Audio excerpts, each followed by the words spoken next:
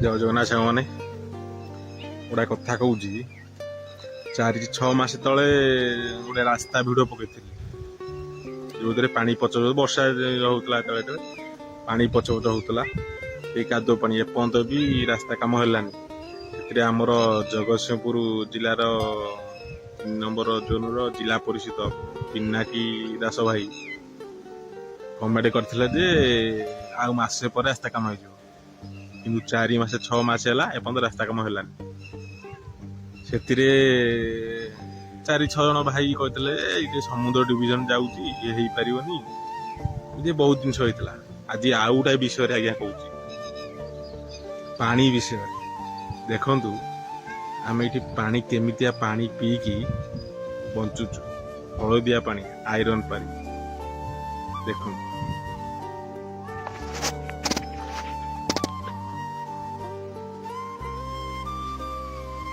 କୁଣ୍ଡ ଅବସ୍ଥା ଦେଖ କେମିତି ହେଇଛି, ଏ ପାଣି ରହିକି ଦେଖନ୍ତୁ କିଭଳିଆ ଆଇରନ୍ ପଡ଼ିଯାଉଛି।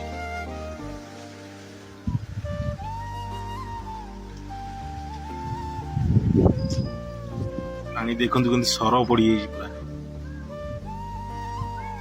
ଏ ପାଣି ଦେଖନ୍ତୁ କେମିତି ଦେଖାଯାଉଛି। ଅଧଘଣ୍ଟା ଘଣ୍ଟାଇ ପରେ ସେ ଛାଙ୍କୁ ଆଇରନ୍ ପଡ଼ିକି ଦେଖୁନାହାନ୍ତି ବାଲ୍ଟି କୁଣ୍ଡ କେମିତି ହଳଦିଆ ପଡ଼ିବ। ସେଇ ପାଣି ଆଜ୍ଞା ପୁଣି ଆମେ ପିଉଛୁ। କେମିତି ଚଳୁଥିବୁ ଆପଣ ନିଜେ ଭାବନ୍ତୁ। ସିଏ ତ ଏବେ ଆସନ୍ତୁ ଦେଖିବେ ଯେଉଁ ଲାଇନ୍ ପାଣି ଆସିଛି ଅଧା ବାଟ କିଛି ଖରାପ ହେଇଯାଇଛି, ମାନେ ବହୁତ କହିଲା ପରେ ବି କେହି କହୁନାହାନ୍ତି କି ସଜାଡ଼ିବା ପାଇଁ ଇଏ କରୁନାହାନ୍ତି। ଆଉ ଯେତେ ଯାହା କହିଲେ ବି ଏଇ ରାସ୍ତା ଯେଉଁ ଘର ଆଗ ରାସ୍ତା, ସେଇ ରାସ୍ତା କାଦୁଅ ପାଣିରେ ସେଇଥିରେ ଇଏ ହେଉଥିଲା, ଏପର୍ଯ୍ୟନ୍ତ କାମ ହେଇନି। ଦେଖନ୍ତୁ ଲାଇନ୍ ଟ୍ୟାପ୍ ଆଇଛି, ପାଣି ହେଇଛି, କିନ୍ତୁ ପାଣି ଖରାପ ହେଇଯାଇଛି, ରିପାରିଂ ହେଉନି। ଦେଖନ୍ତୁ କିଭଳିଆ ଅବସ୍ଥାରେ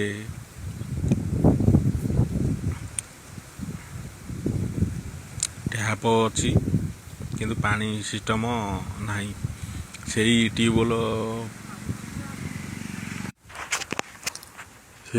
ପାଣି ସେଠି ତଥାପି 3-4 ଥର ବସିଲା ପରେ 15 ଦିନ 10 ଦିନ ଭଲ ଆଉଛି, ତାପରେ ଯେମିତି ଲୁଣିକୁ ସେମିତି ଲୁଣି।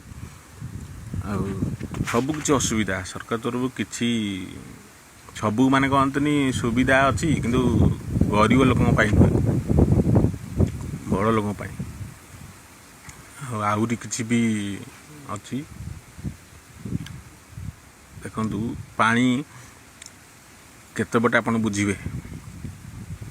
ଏଇ ରାସ୍ତା ସେତେବେଳେ ଭିଡ଼ିଓ କରି ପଠେଇଥିଲି। ଏବେ ଟିକେ ଖରା ଦିନ ବୋଲି ଶୁଖି ଶାଖି ମାଟି ହେଇଛି। ବର୍ଷା ଦିନେ ଆଜ୍ଞା କାଦୁଅ ଯୋଉ ପଚ ଏଠି ଯିବା ଆସିବା ପାଇଁ ରାସ୍ତାରେ ଚାଲି ହେବ ନା, କୌଣସି ମେଡ଼ିକାଲ କେସ୍ ପଡ଼ିଲେ ଯାଇ ହେବ ନା ଆସି ହେବ, ଆଉ କିଛି ବି ସୁବିଧା ନାହିଁ। ମେଡ଼ିକାଲ କେସ୍ ଯେକୌଣସି ଜିନିଷ ଏମର୍ଜେନ୍ସି ହେଲେ ମେଡ଼ିକାଲ କେସ୍ ଆସିପାରିବ ନା, ସବୁ କିଛି ସ୍କୁଲ ଲୋକଙ୍କ ଯିବା ସରକାର ଆସିବା ସବୁ କିଛି ଲୋକଙ୍କ ଅସୁବିଧା। ପାଇଁ କରୁଛି। ଦେଖନ୍ତୁ ପାଣି ପାଇଁ ଏଇ ରାସ୍ତାରେ ପାଣି ପାଇଁ ଲାଇନ୍ ପାଣି ଆଉଛି 1.5 କିଲୋମିଟର ବାଟ। ସେଇ ଯୋଗୁଁ ପାଣି ସେଠୁ ଭୁଆଇକି ଆଣିକି ଆସିବୁ। ଦେଖନ୍ତୁ ଏ ଜାର୍ରେ ଆପଣ ତ ଦେଖିବେ, ଜାର୍ରେ ଭୁଆଇକି ନେବୁ, ଭୁଆଇ ଗାଡ଼ିରେ ବାନ୍ଧିକି 1 କିଲୋ ନେବୁ, ସେଇ ପାଣି ୟୁଜ୍ କରିବୁ, ଆସିବୁ। ଆଜ୍ଞା ମୁଁ କହିବା କଥା, ସବୁ ସୁବିଧା ଲୋକଙ୍କ ସରକାର, ସବୁ ସୁବିଧା ସବୁ କିଛି ଯଦି ସରକାର ଦେଉଛନ୍ତି, ત્યારે ଲୋକଙ୍କର ନଜର ଏଠି ପଡ଼ୁନି। ସରକାର ନଜର କାହିଁ ଏଠି ଲୋକଙ୍କୁ ପଡ଼ୁନି?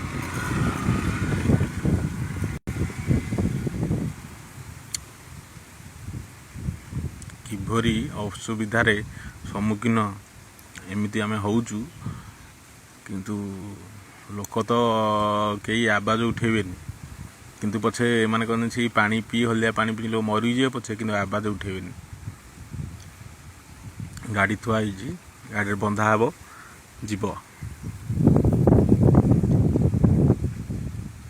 ସମସ୍ତଙ୍କୁ ଅନୁରୋଧ କରି ଦେଖନ୍ତୁ କିଭଳିଆ ପରିସ୍ଥିତିରେ ନେଇକରି ଆପଣମାନେ ଭିଡ଼ିଓଟାକୁ ବହୁତ ମାତ୍ରାରେ ସେୟାର କରିବେ, ଯେମିତି ସରକାର ପାଖରେ, ସରକାର ନଜରରେ ଜିନିଷଟା ପଡ଼ୁ।